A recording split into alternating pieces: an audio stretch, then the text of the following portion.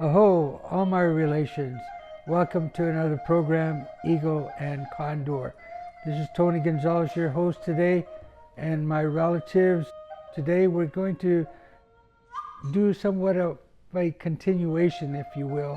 Last week, you recall watching the tattoo on my heart video that we presented, and it was a follow-up coming to acknowledge the Wounded Knee 2025 call out for the 52nd annual AIM Liberation Day March, my relatives. As I mentioned before, it will be happening on February 27th. Yes, with that Liberation Day March, you can call for more information at area code 605-545-6554. And that would be to the Dakota AIM grassroots, my relatives. And so with this week's program that we provide for you is a video of the Wounded Knee reunion of 1973, and it was held in February 27 of 2023. And that included the Walk of the Four Directions, some speakers, my relatives, in that video, and it was well done. Videographer Frank Sterling, as you may have heard his name before, a host on KPFA radio out in Berkeley, but the video itself gives you an array of different expressions by Wounded Knee veterans themselves, many who, as I said, heard the call from the elders to come to South Dakota and provide the protection that they needed against somewhat of a third world dictatorial type government led by Dick Wilson, the head of what was called the Goon Squad at that time. So the video itself is of the reunion and the speakers, so check that out, my relatives. But before we do, again, also, I mentioned the Mexica New Year's coming up March 11th, and here in San Francisco, for example, it will be at San Francisco City College on Valencia Street there in the Mission District. It'll be from 6 p.m. to 1:30 a.m. that is. So, rest up and enjoy the evening and the beginning of the new year, Mexica New Year. And I believe it's 13 Kali, or 13 house on the Mexica New Year calendario, my relatives. And also on land acknowledgement and land back movements that's coming up in Indian country. The women, the matriarch sector of our collective peoples are well spoken in terms of how to acquire this. And with that, the Environmental Center of San Francisco, along with the San Francisco Public Library, are hosting a program called Land Rematriation and Cultural Resilience. And this would be on Tuesday, February 25. It'll be from 5:30 to 7 p.m. at the main library at the Corette Auditorium. And the guests there, the speakers, is Teresa Harlan, Karina Gould, and Tessina Parker, my relatives. That's February 25 at the Public Library, main library, Corette Auditorium, 5:30 to 7 p.m., my relatives. So try to make that land rematriation and cultural resilience.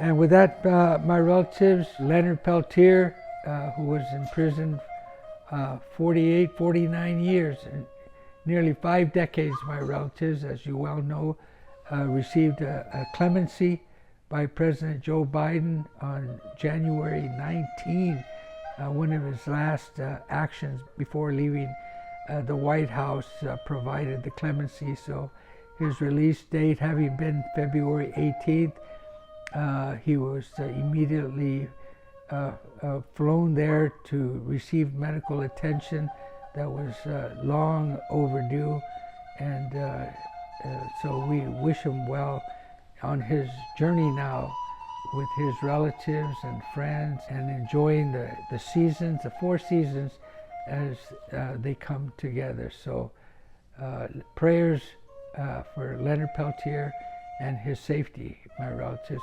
All right, let's go into that video, the 50-year reunion of the Wounded Knee veterans of 1973 there in South Dakota. The photography, videographer, Frank Sterling, whom I want to thank very much for. Let's tune in.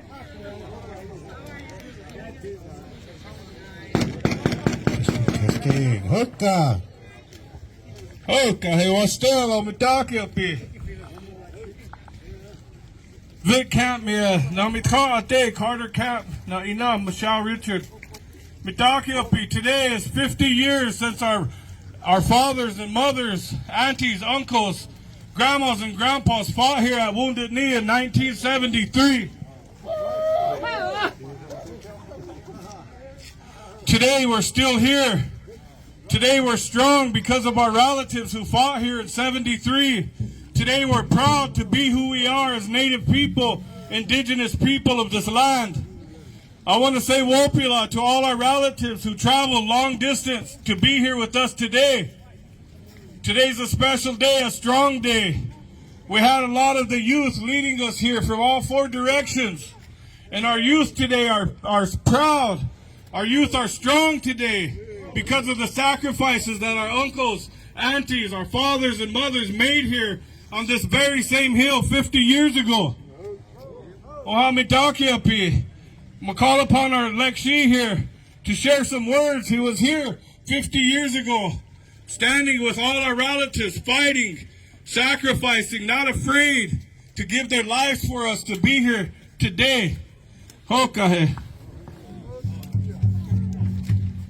Hopilama. Toshka. First of all, I just want to say welcome to everybody. Those of you that we've been honoring, families, dancing, powwow. We even had an exhibit for the women who played such a vital role here. So we recognize them, and we hope that you'll be able to see sometime who our heroes are that stayed with us, fed us. They ran the hospital. They ran, some of them was even on guard duty with us. One lady said, I didn't come here to cook. I come here to fight, she said. So I thought we had to clean the pans ourselves sometime. But anyway, I wanted to welcome a special guest. And his name is Sammy Kelly. He's from the Irish Republican Army. So when you guys popped off all those rounds, boy, he was just smiling. He liked that. That's what you call a real welcome to a soldier. Is to hear that music of gunfire and the smell of gunpowder. Kind of gives an old soldier a warm heart. So anyway, we welcome him here amongst our relatives here, 1890, right behind us. We started by honoring them because they're the reason that we're still alive. There's almost 300 men, women, and children in that grave behind us. Every time we go by here, we're reminded about the United States government, what they did to our people. And so that's the reason why we resist. That's the reason why we still are Lakotas. We're still whatever tribe that came here to help us. A lot of them are still here. And a lot of tribes sent their best warriors to help us. And we had some of our brothers and sisters who went to various institutions, boarding school, jail, whatever. They came here because they wanted to show not only support, but have a chance to put themselves on the line, to put their life on the line for our people. Remember, we came here for the 1868 Fort Laramie Treaty. We didn't just come here to raise hell. We had to make a statement to tell the world that Indians are still alive. They're still our land, and the Black Hills are not for sale.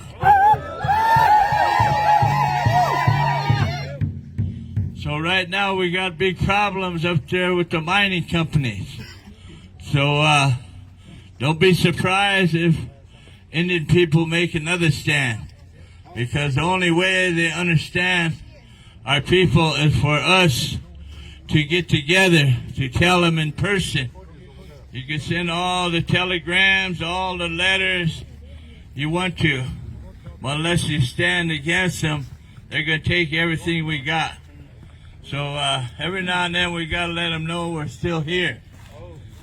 And it's about that time. So we'd be looking forward to instituting another boycott South Dakota because of the racism, because of the theft of our lands, and because of our women and children that's coming behind us. At least we could say we didn't sell. At least we could say we didn't give up our birthplace as a nation for a few dollars, a used car, and a case of beer. That's not worth it. Those are the words of one of our great tribal leaders said by the name of Enos Poorbear, and also repeated by Mr. Whirlwind Horse. Almost every president we had so far, and we had one the other night, was a guest when we first started on Friday night. Mr. Starr comes out. So he told us he thanked the American Indian movement. He said he believes in what they stood for, and he was just a little young man when it started here at Wounded Knee 50 years ago. So I want to thank him for coming out to support the effort of our people to remember those like Pijo Bisnet, or either Webster Poorbear, Tom Poorbear, Buddy Lamont, Frank Clearwater. Buddy, we have our radio station named after him up on the hill, Keeley. If you look at the road to the Keeley station, it says Lamont Street, Lamont Hill. Anyway, that's a dedication to him and his family. I was here that day. I was one of the pallbearers. We put him in the ground right over here behind us, next to the other heroes of our people. And so I just want to say that much on the behalf of American Indian Movement, on the behalf of all the Oglalas that came. Remember all those times, even though we welcome other tribes, the overwhelming majority was Oglalas, who understand what it means to fight for your life, to fight for your people. And we remember Crazy Horse and Sitting Bull, those great leaders that made a path for us, last generation. They didn't lay down and tell the BIA, go ahead and take over. They fought them all the way. And I always remember Fool's Crow. When he came in, they let the chiefs in to have a dinner with us to see what was going on. So they thought the chiefs was going to give us advice. So they asked Fool's Crow to say a few words. And he said a few words, and then he ended his talk with, he didn't say, give up, lay down your arms. He said, be brave, be strong. And so then he said, I'll be with you. He said, that's why we came to Wounded Knee, is because we won't be alone. We'll be with the spirits of our ancestors. And so people died here for us, and we also passed that spirit of resistance on. So I thank you for this time, and I want to wish all of you a happy Liberation Day.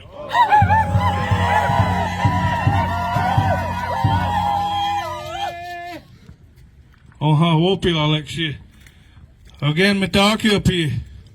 Like you heard Uncle say, it's been 50 years since they stood here and fought for our people.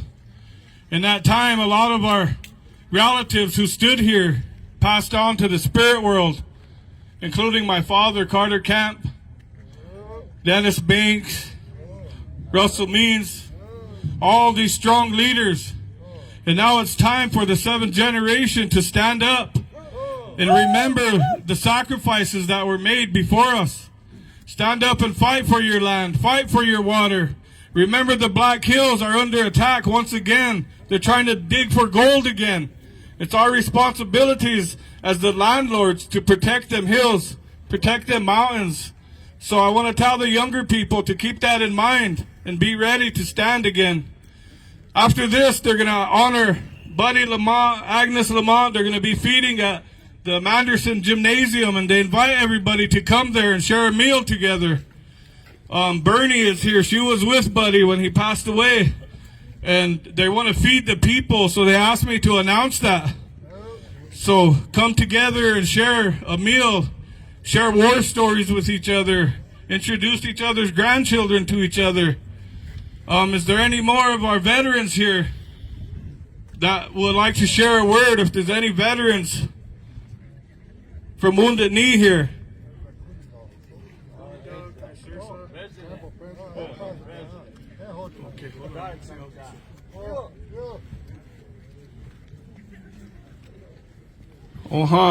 We're going to have our president of the Oglala Sioux tribe come and share words. This is a historic moment here today.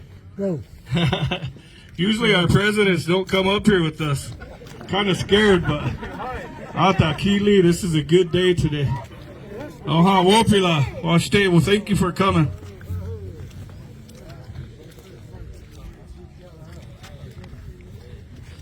Matakiapi. Frank Starr comes out. OST tribal president. I'm also a veteran.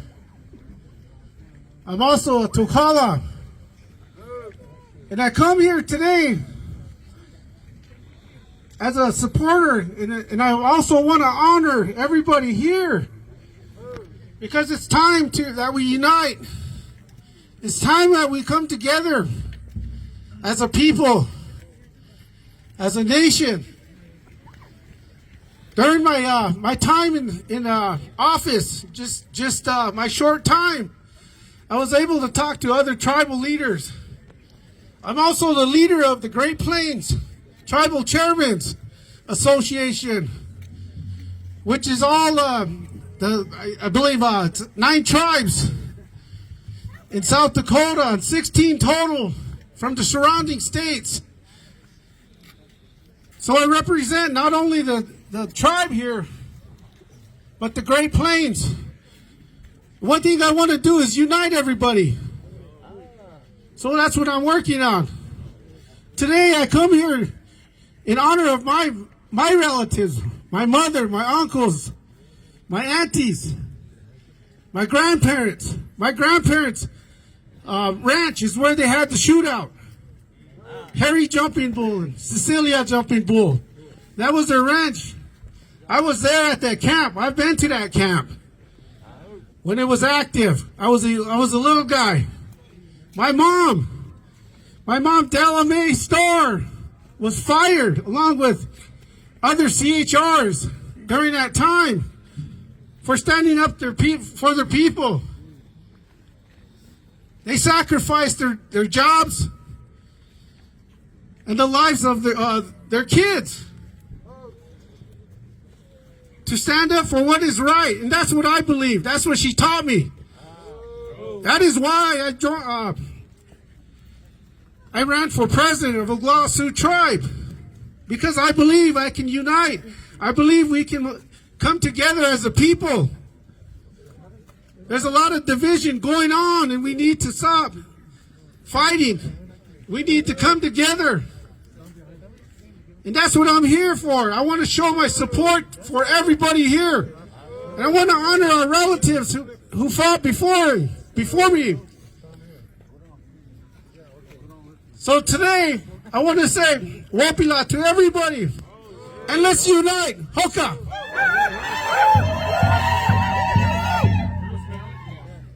Aho Wopila. Oshte. Oha, Bruce Galley will be our next speaker. My name is Bruce Galley. I'm from northeastern boundaries of California, like that. And I'd like to just say, a few words like that today because, it's not so much about, my name or where I come from, but it's about us. It's not about me, myself, and I. It's about all of us. And all of us, we want to acknowledge the 50th year Wounded Knee. We also want to acknowledge the veterans that are still out there in other states, in other towns, that had a hardship, that might not have had a vehicle to come here, might not have had gas money to get here, or might be home taking care of their grandmothers, grandfathers, and also the women taking care of their babies, or might have to go back to work. So we have to understand that we need to acknowledge this like that, and honor them, and show our acknowledgement and appreciation. Thank you. I'm honored and blessed. Oh ho! Okay, watch that. Well, next I want to call upon, Richard Whitman. He was one of the last ones. He was the last one out of Wounded Knee in 73.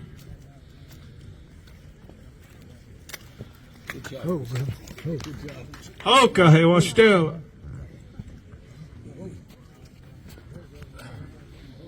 Oh, greetings. Just a short. I want to echo everything that's been expressed here, and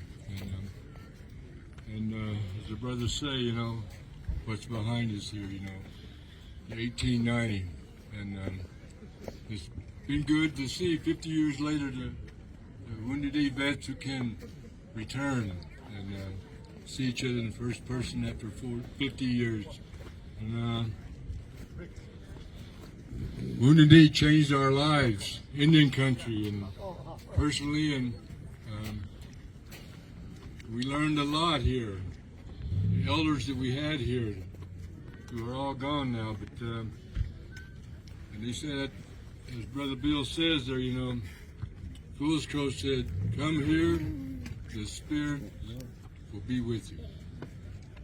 And I want to echo that, and thank the little nephews here, and grassroots aim, and we made some mistakes, and we had some bad strategies, but for the greater good, to sacrifice a handful of people, short time, American Indian movement.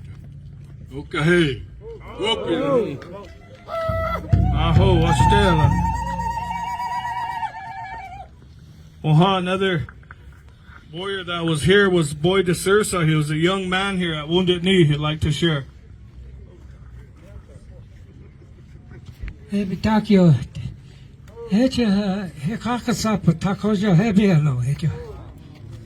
I am the grandson of Black Elk. Me and my pool school, I started sundancing over there. And he said us all, us young guys down, "You are my helpers," he said. "You remember this?" So I remember when Clyde and all them first got pierced at the Sundance, and how they pierced them. And he said, "You guys are my helpers now." I always tell the people, "Hey, lila wakam makat." The earth is sacred. And the things we fight for, the way we pray, the way we understand life, it's not a religion, it's a way of life that we live on this earth. And he told us one day, you guys will grow up to be our elders for the people. Today I met Bill. I said, Bill, it's been 50 years. Every year we come. Back then, we weren't leaders, we were warriors. We fought. And I'm proud of my brothers. My brother Cleb, my brother Byron that was shot and ambushed, killed back in the 70s because of this. And they firebombed our house and almost killed my mom, my little sister. And it still takes a toll of remembrance. Remembering my friend and buddy, Lamont, that was here. And what it took to bring the American Indian Religious Freedom Act to our people again, so that we could pray and have it with our gatherings and the understandings that we live. My grandfather always told us, be who you are. Walk this earth as a Lakota. Nothing more. And live that life. And spread it on to our young, because we're going to be here for a long, long time. And we want the world to know that we are still a people. Among the Lakota, we are always will be and will continue. Teach our young ones. Leave them white man ways alone. We've seen deaths. Seen people die of drug, alcohol, cirrhosis and all that. Leave that alone. I'd rather give my life for the people instead of them state and federal governments. When Wounded Knee was going on, I was a soldier in the United States Army, but I came back to bury my grandpa, and Wounded Knee happened the next day. What happened, my brothers and all of us were here. We were on outside bringing things in, protecting our families, and doing the right thing for all this. My friend Webster said, this is what bring our war and things from the federal government, our ways of life. So we lived it. But it's going to take us, that alcohol and drugs. My great-grandpa told in his vision that we'll be living in square houses and our youth will start having a thing that will turn their mind and destroy it. He says if we don't take the steps to pick up what's coming in that fourth generation of my family, all will be lost. So we thought about it. You know, when we took our stand, we were the fourth generation from Hekakasapa, Black Elk. And we took our stand. His ways are still here, our people's ways of prayer. Because of all the ones that were involved here, that stood ground against the oppression of the white man's governments. And I want to thank all of you for being here. It made me happy, it made me sad. And I was standing right over there and I heard 2 guns go off. That started it off. So I walked over to see who it was. Here, it was my brother Byron's son, Byron Jr., Byron DeSirsa Jr., and my older brother, Cleb. They were standing there with their 9mm. They're the ones that fired their first rounds off this year. And I thanked Tungasha that my family is still involved in walking these ways. Aho, Matakyas. Oh, Estela. Oh, I want to say Wopila to all the veterans. I saw Cooney Dog out there, Tiger's here, many other warriors that are here. I might not know your name, but we see you and we thank you for coming back here to the sacred place here. And we thank you for your sacrifice. Oha, one of our aunties here, Unchi Bernie Nichols, is here, and she's going to share some words with us.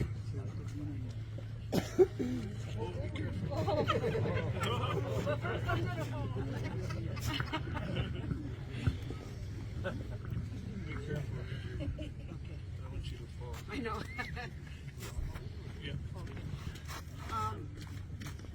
I'm just really happy to see everybody here. Closer? Okay. No, I'm just happy to see everybody here. And this whole month has really been hard for me. Because just thinking about everything that happened when we were here 50 years ago. I was just a young girl then, I was only 19. And we came in that night. And then we never left, you know, all those days. But my it was really hard for my family whenever my Uncle Buddy got killed here. And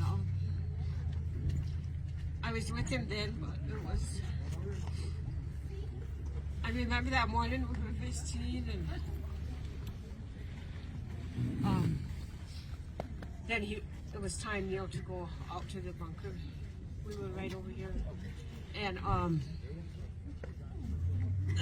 anyway, the firefight started really bad, real early that morning. And because it was like, so I think there is PTSD, because sometimes if I hear in a movie or something like bullets and stuff, it takes me back to that day. Because it was like just whizzing by us and here. And then it was a sniper that killed him, so they intentionally killed him that day.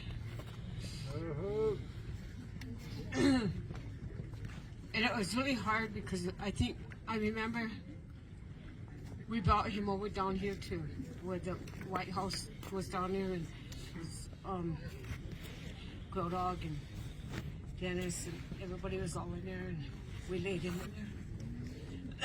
And I just wanted him to be alive. And I remember asking Grow Dog, I said, can't you just bring him back? But I know he couldn't come back, but I just wanted. So, Grow Dog, he just held me real tight, and I just cried. I know that was my Unchi, my grandma Eckler. That was her only son, so I knew that it was going to be really hard for her. And I think that was the first time the people that were in here, they were all down there. And a lot of them were crying. And I know they were afraid because it was like everybody knew that we could die here, you know. Any of us could die at any moment. And to actually see him there, and he left, he was gone. And I just kept thinking, well, it's really hard on us, but we made a commitment to be here. And so we need to just be strong and stand up and always still continue to fight. Because he came here and he said he wasn't going to leave, even if he died here. So when he came in that night with us, we all came in. He never ever left. He's buried right here. So of all the people that came here left, he's the only one that came, and he stayed here, and he's still here. And he gave his life for all of us here, people all over, because he believed in us having our rights, our treaties. He wanted us to be treated better. And so he did all of that. So he died for each and every one of us, all of the Indian people everywhere. And my Auntie Agnes, she was hard on her, and it took its toll on her. So she lived a few more years, but then she really missed her only son. But it was hard here. Everybody who was here had stories. And I remember, sometimes we didn't have food, but that's not what I don't remember that. But I know we didn't have food, so we'd just be hungry. But at that time, that wasn't really important. It was why we were here. And I'm really glad that everybody remembers this day. And I hope nobody ever forgets it, because I won't be here someday. And I want all of our children and grandchildren to remember our history, because this is part of our history.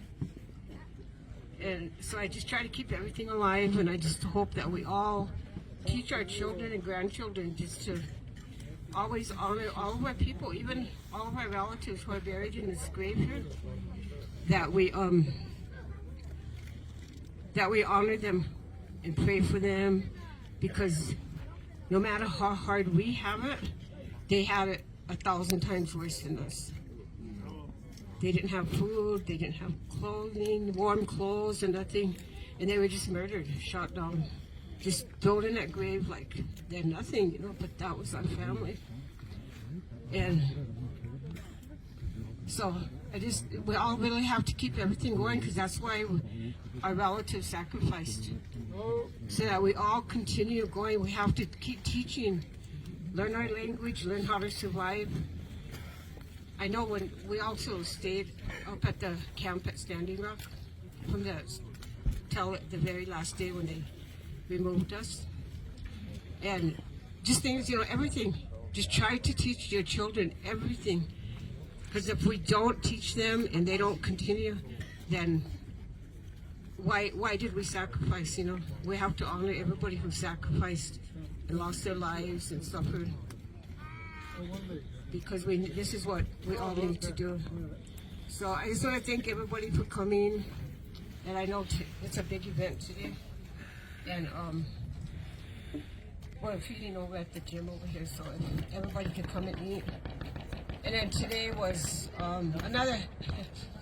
today one of my sons died on this day 11 years ago. His name was Wasu Masa, and he was 29 years old. He had a heart attack and he died. So today's another sad day for that. But I just want to thank you for letting me speak and say a few words here. But I love all of you and thank you for coming. Okay.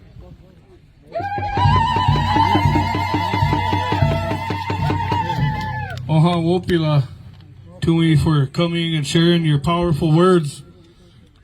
A lot of the women that were there, they hardly come up and speak, so I just want to thank you for sharing that with us. I also want to remember some of the women like Aloha Martinez who passed away. I want to remember Auntie Deborah Whiteplume who passed away. And we thank all of our aunties and grandmothers and sisters who are here today. The women are the backbone of our nation, and we thank you for being so strong. At this time, I want to call upon a relative. Clyde Balcourt's son is here. We'd like to ask you to come up here and share some words with the people today. I'll speak from right here. He's going to speak loud. We'd like to ask everybody to listen up. Andag Indigenous cause. My name is Little Crow Belcourt. My father was Clyde Belcourt. Nagan way we done thunder before the storm. His Indian name. He also had a Lakota name, Okshilo Waka. He was given that name when he was adopted into the Means family. My grandmother, Ochi, Theodora Means. And our family, we hold those relationships in high regard and strong. My father taught me that, and I'm proud to say that my father and American Indian movement, when nothing was happening here, all the murders that were happening, Pine Ridge Indian Reservation, when Gladys Bissonette called that AIM office on Franklin Avenue, Auntie Pat Bellinger, she answered that call, and they came over here, helped the people. Not just from Twin Cities, from Oklahoma, Denver, Cleveland, all over the nation. Our AIM warriors came. Our aunties, grandmothers stood up for the people. And my father passed away last year. He's here today. Here. Leonard Crodog, Uncle Leonard's gone, but he's here. I see it in these young ones. seventh generation, our children, they made a way for us. American Indian movement. Them old people that stood up for us, they made a way, and we can sing and dance, we can pray, we can do these things now, because they stood up right here in Wounded Knee. So it's a proud day for me, proud day. I don't care what, what faction, what aim you think you are, we're all aim.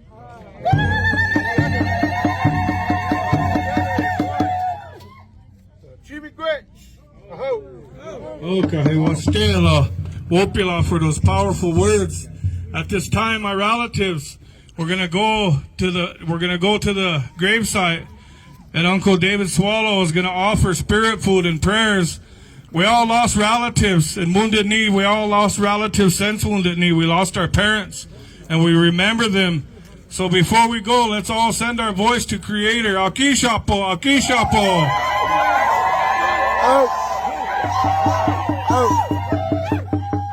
Okay, we'll go to the grave. If you have offerings, tobacco, you want to take it to the grave. Only so many could fit up there. So if you have offerings, it's okay to come at this time. Like, she's going to go and start the prayers at this time. And again, they want me to announce that at Wounded Knee Gymnasium, they're going to have food. They're going to feed in honor of Buddy Lamont, Agnes Lamont, and all those who lost their lives here at Wounded Knee. Hawopila mitaki pi heche tula.